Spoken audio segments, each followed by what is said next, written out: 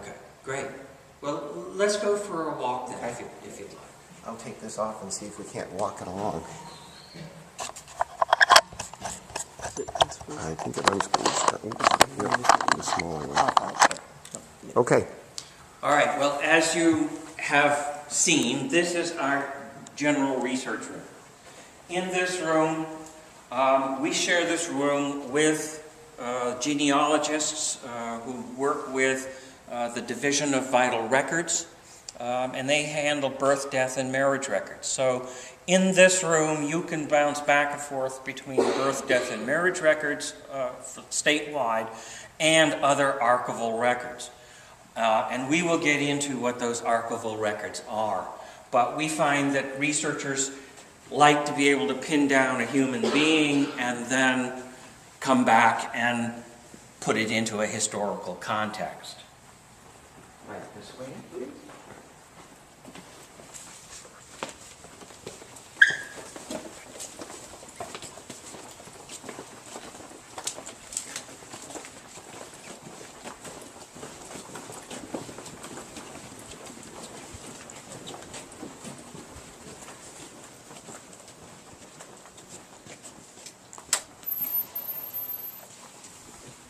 The vault.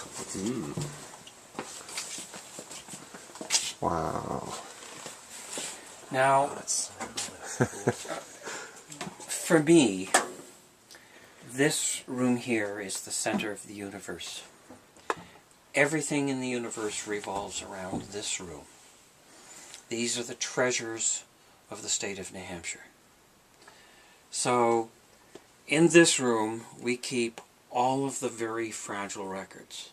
The room is environmentally controlled. The room is halon protected. Halon is now an outlawed substance, but any substance that was created before the outlawing is legal, and that's why we still have it. But if we need to replace it, we will replace it with a similar kind of material.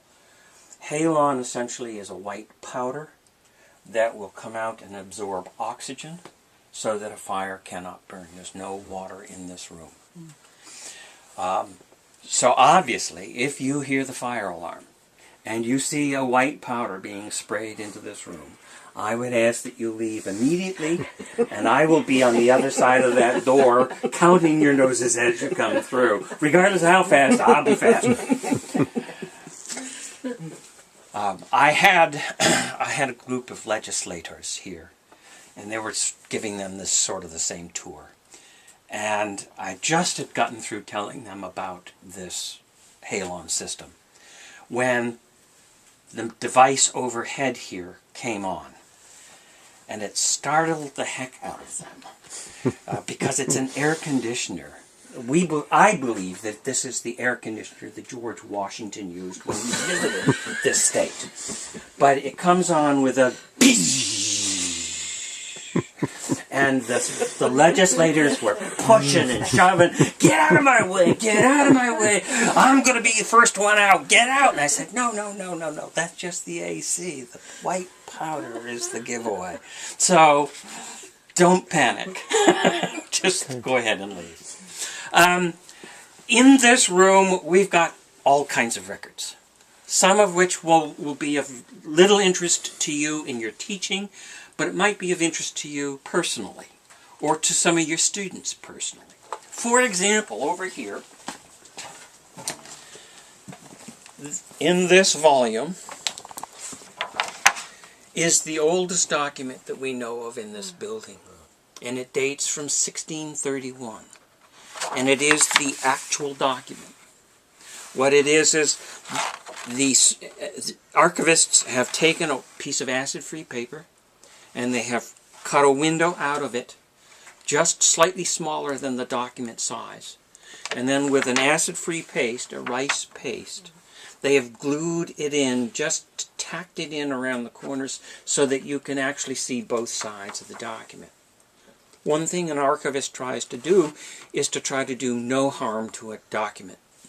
So if this archivist was thinking ahead, said, look, if this is in fact found to be damaging to the document, all we need to do is put it into a pan of water, release that paste, the document floats free, we dry the document out, and it'll be back to where it was in 1631. So that is one of the things that we try to do.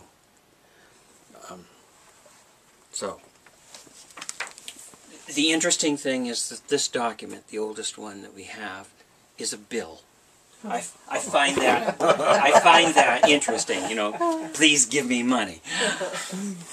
If you'd like to follow me down, on both sides of this aisle we have legislative material. These are from the original acts to the original laws to the journals of the House and the Senate, to the Journal of the Committee of Safety during the American Revolution, and a number of other things. But that is predominantly a legislative aisle.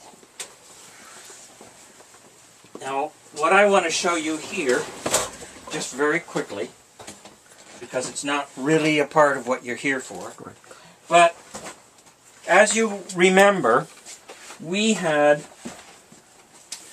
the United States had a confederation. The Articles of Confederation tied 13 separate colonies together to fight the English in the American Revolution. The 13 separate colonies squabbled between themselves, and it was a very contentious at times relationship.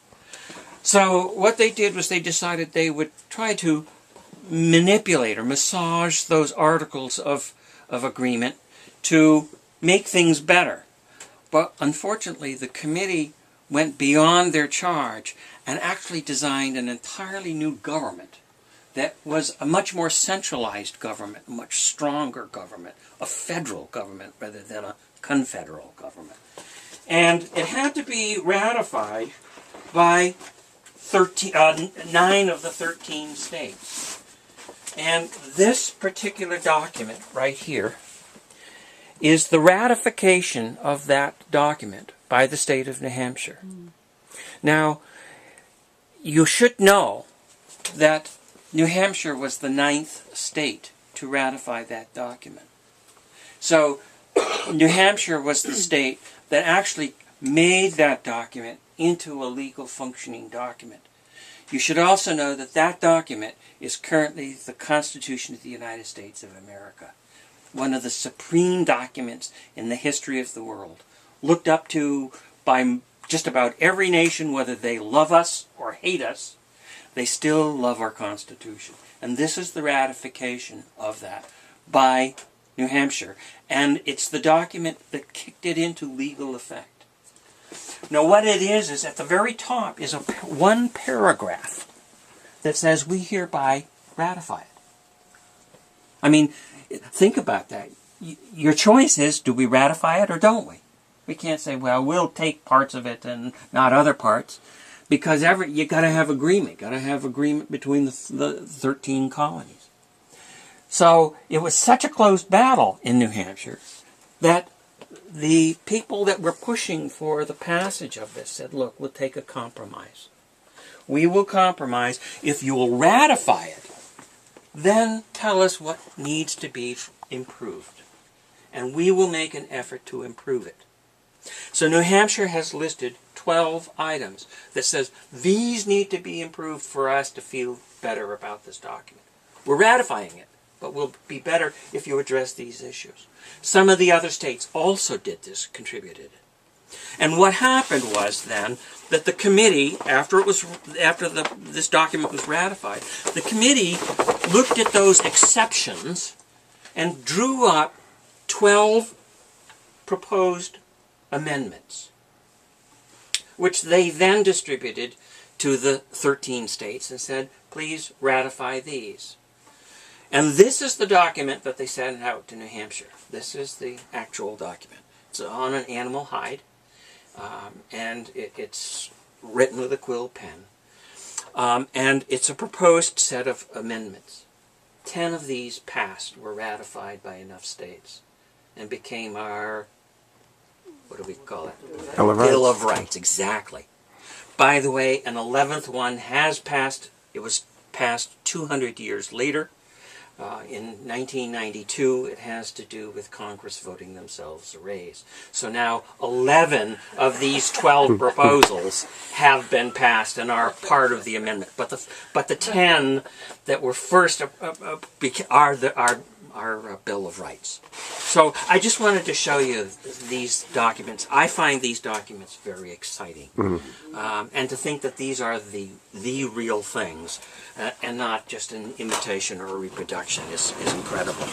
Now, I have to say, because you guys are so digitally astute, we've got a really nice scan of that ratification document. Very high resolution, beautiful full color scan. It seems to me it's about 41 megabytes. But if you guys want it for your classrooms, let me know, and I'll get a thumb drive or something and get it to you. But it's really a beautiful thing, and you can really zoom right in and read the individual sentences on it and so on. So, That's cool.